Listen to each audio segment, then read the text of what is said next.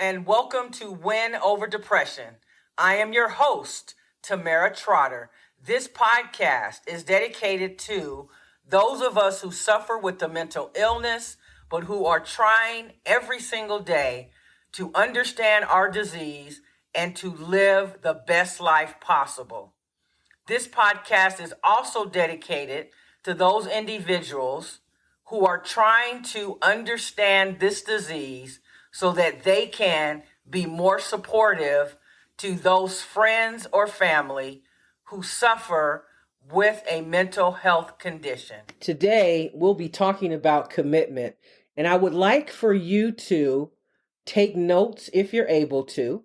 And as I am sharing this episode, I would like you to think about the commitments that you have made in your life, and I would like for you to complete a self-evaluation, which basically means to weigh in or think about whether or not you are living up to that commitment. So let's first define what is a commitment. A commitment is the state or quality of being dedicated to a cause or an activity. It is a pledge or undertaking, an engagement or obligation that restricts freedom of action. There are many commitments that we have in life. We make commitments to our children, to our spouses. We make a commitment to our job upon being hired. We make a commitment to ourselves to fulfill whatever it is that we want to accomplish in life. And so because we are a commitment-driven society, I want you to think about how important it is to be committed to dealing with and handling in an appropriate manner your mental health. It is essential and critical that we take the time to think about whether or not we are doing the work that is necessary in order to overcome many of the symptoms and circumstances that have caused us to suffer from a mental health condition. And I want to talk about suffering from a mental health condition for just a moment.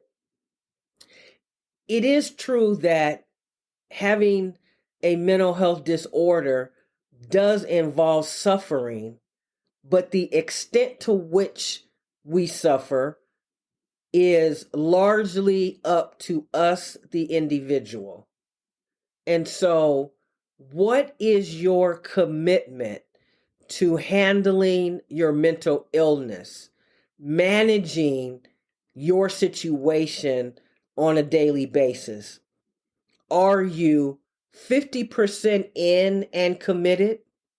Are you someone who needs to recommit because you know that you just have not been putting in the work? Can you recognize that you were never fully on board with being committed to what you said you were going to do? How has your commitment changed?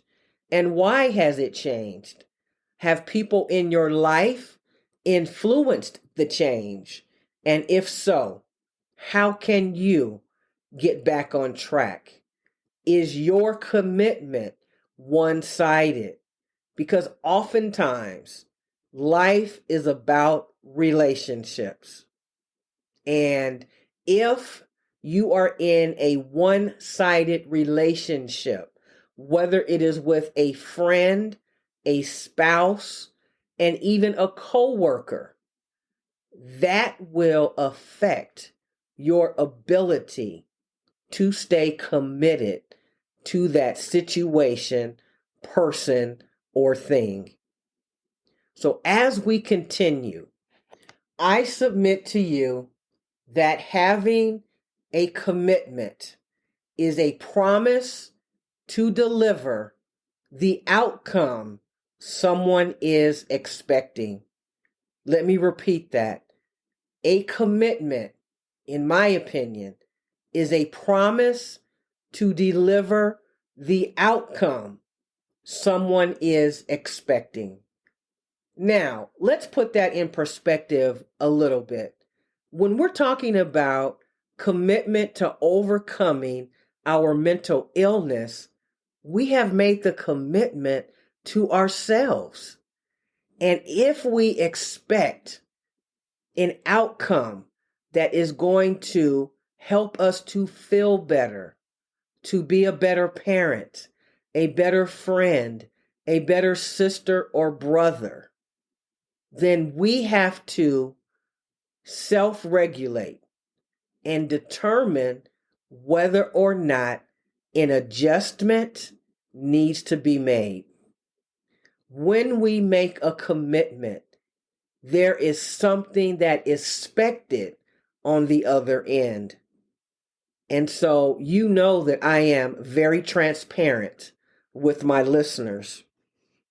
So I am actually sick, and I have been diagnosed and tested positive for COVID for the first time in my life.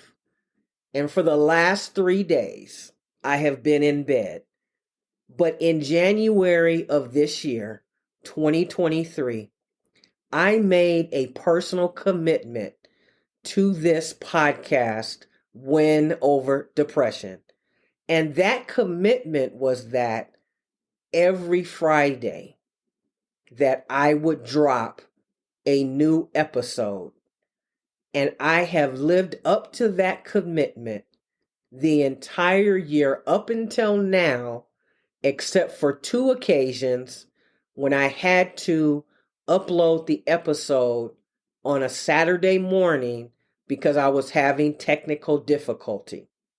So we always give room for human error. And so even though I'm not feeling well, I made the commitment that without fail, I owe this episode to my listeners. It is 11:38 p.m. Pacific Standard Time. I have 22 minutes to finish this episode, make any edits, complete the show notes, complete the episode information, do the cover art, and launch it on Buzzsprout in the next now 21 minutes. That's what commitment looks like. That's what it feels like. So, yes, I am doing it at the last minute because I just was not up to it because I'm not feeling well.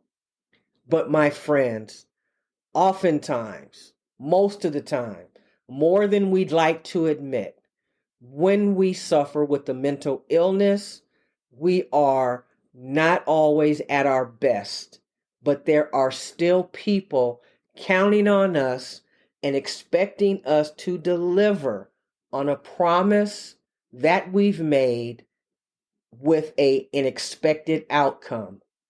And so I am not expecting you to be me, but what I'm saying is I want you to think about the commitments you've made in your life and how many of them are you truly living up to. In society, we tend to be overcommitted. It is almost an addiction. The truth is, our jobs, our employers expect way too much, and we continue to do the work because we need our job. We don't know what will happen if we say we're not able to keep up.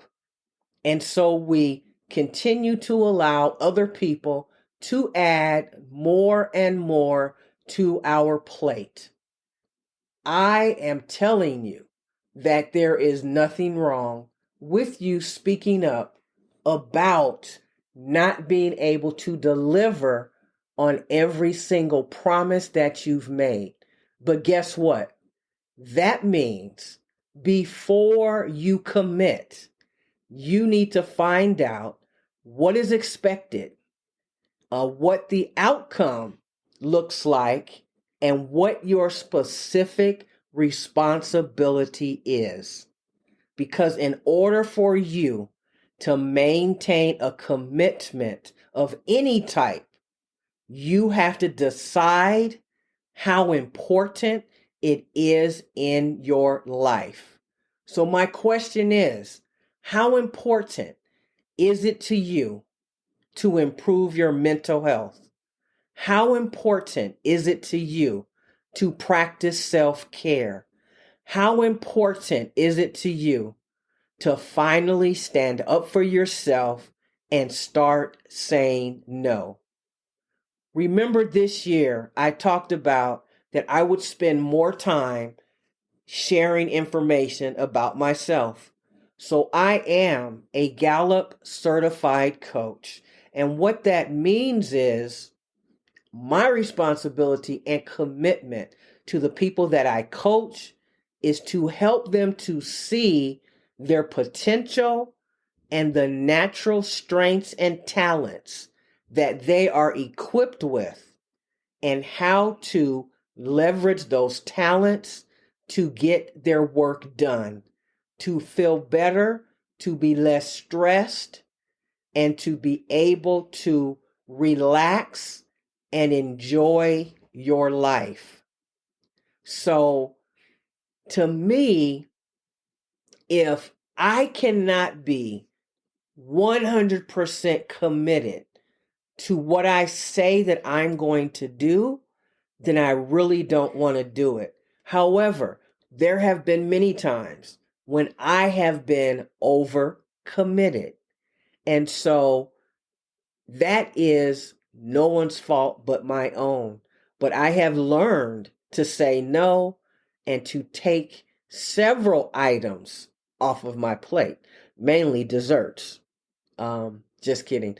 So think about your commitments and whether or not you need to recommit, recognize if you were never fully on board. Has your commitment to a certain project, to something that you wanted to do at your house, has that changed? And if so, then do something different.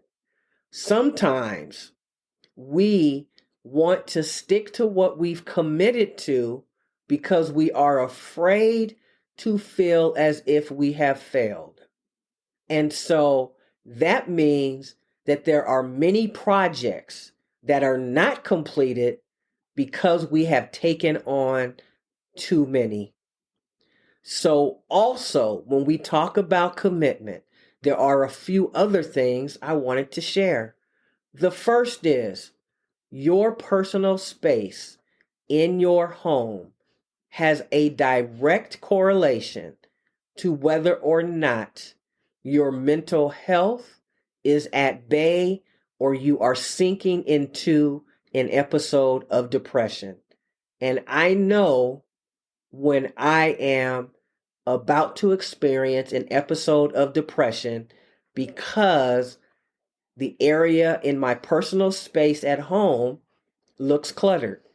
So it is very true that when we have a cluttered space, it's very difficult for us to focus and concentrate. And therefore, we all know, and if you don't, I'll share it with you, that many of the side effects of depression is not being able to concentrate. So what I would like for you to consider doing, and I don't expect you to clean up your entire house in 2 days. That would not be a commitment that you can keep. So what I would ask is that you look around and ensure that you have at least 1 or 2 areas in your home that are clutter free. And you will be able to see a lifting of the inability to concentrate and you being able to focus much better. So again, are you committed to your mental health and getting better? Are there some commitments that you've made that you need to make changes in? And so when we think about change, change is difficult for a lot of people, and not just those who suffer with the mental illness. Nobody really likes change because it's new. People don't know what to expect, and they are afraid of what is unknown to them. That is a natural human behavior. However, when you decide that you are going to take a look at your commitments, you have the right to make changes. Now, does that mean that you may have to disappoint a few people? Absolutely, because your mental health depends on it. And your friends or whoever it might be should understand that you need to practice self-care. So I encourage you to not be afraid of change, because change is absolutely predictable, because there are millions of changes every single day. There is a book called Who Moved My Cheese? And if you're not someone who likes to necessarily read a book, I encourage you to get the audiobook version of Who Moved My Cheese. And that is going to help you when it comes to accepting change. Because change is the one thing that you can count on in life. So, the more adaptable and resilient you become, the easier change will be in your life. I never want to end my podcast without thanking you so very much for listening. There are some things that I would love for you to consider doing for me. The first one is, when you have listened to any of the 80 plus podcast episodes of Win Over Depression, would you kindly consider leaving a comment? Let me know how a particular episode resonated with you. The more comments that I have, the more growth I will experience in the podcast. And it is growing, but I would encourage you to talk about how this podcast has helped you. Several people have reached out to me to tell me personally, but if you would be so kind as to leave a comment, I would really appreciate it. Remember, you can reach me on Pinterest at TT Mental Health Expert. You can also find me on Instagram, Twitter, and Tumblr at Tamara Trotter. That's Tamera, last name Trotter. You can join my Facebook group, also called Win Over Depression. Win Over Depression now has a journal that goes along with the podcast episodes. Each journal will have 25 episodes, and it will have homework, places for you to write notes, and really be able to keep a record of how well you are doing in combating and reducing your episodes of depression. In addition, this journal will also give you the opportunity to have in front of you proof of your journey and proof that you are making strides. One of my episodes, we talked about how important it is to celebrate every single win that you have experienced, no matter how small you believe it is. If you have gone from 2 episodes of depression per month to 1 episode, that is a 50% improvement. You can go to my website, winoverdepression.org, go to the tab that says products, and you will be able to make the purchase of your journal there. If you would like to reach me personally, You can reach me at Tamara, Tamera, at winoverdepression.org. Stay in the game of life. Remember, giving up is never an option. You are important. Your life is worth living.